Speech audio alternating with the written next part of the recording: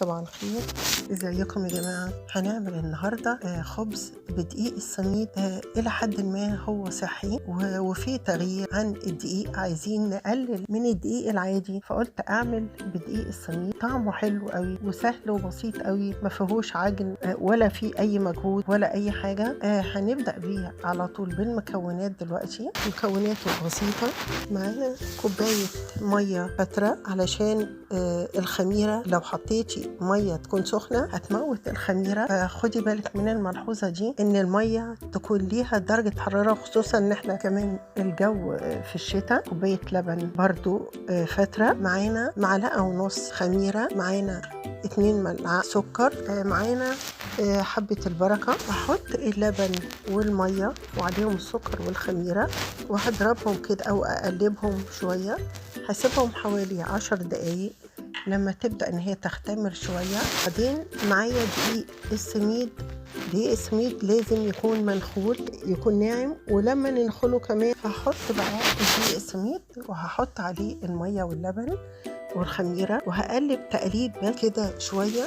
هو اللي بيبقى سايل شوية، ما يكونش العجينة متماسكة. وهقلبهم ومعاهم حبة البركة وهغطيها حوالي نص ساعة في مكان دافئ لغاية لما تبدأ تختمر شوية. وبعدين هخرجها وهحط عليها زي نص كوباية دقيق عادي، دقيق أبيض. وبعدين هحط عليها الزيت. وطبعا الدقيق أنا حطيت ذرة ملح، نسيت أقول الملحوظة دي. وبعدين نقلبها كويس، بس مش محتاجة أي عجن. هي بتكون طرية قوي، بتلزق في الإيد. وهغطيها تاني، دي المرحلة التانية. هغطيها تاني بالبلاستيك راب بالشكل ده وهسيبها حوالي نص ساعة لغاية لما برضو تختمر أكتر. هنشوفها نلاقيها تبقى يعني طلعت الخميرة كتير. هبدأ عشان أقرصها بقى أو أخد العجين. هحط طبعا شوية من السميد عشان هي بتلزق. هحط السميد في الصينية، وهي العجينة دي هتاخد قد ممكن 3 رغيفة تقريبا. ممكن لو انت عايزة تعملي أكتر ممكن بتقللي الرغيف، تصغريه شوية. هاخد بالشكل ده، هقطع العجين وهروح حطاه في طبق فيه السميد واروح شايلاه تاني واروح حطاه في الصينية اللي فيها السميد.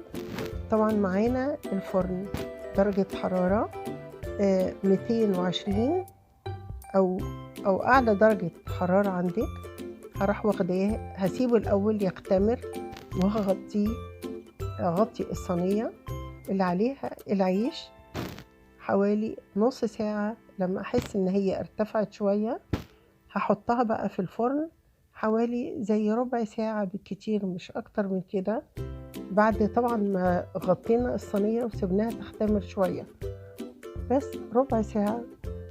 وده الشكل بتاعها. شايفين التخمير بتاعه وشايفين العيش وريحته حلوة جدا وتغيير وحلو قوي. ويا رب لو عجبكم الفيديو ما تنسوش تعملوا اشتراك في القناة لسفرة فايزة ولايك وشير، وإلى اللقاء في فيديو جديد.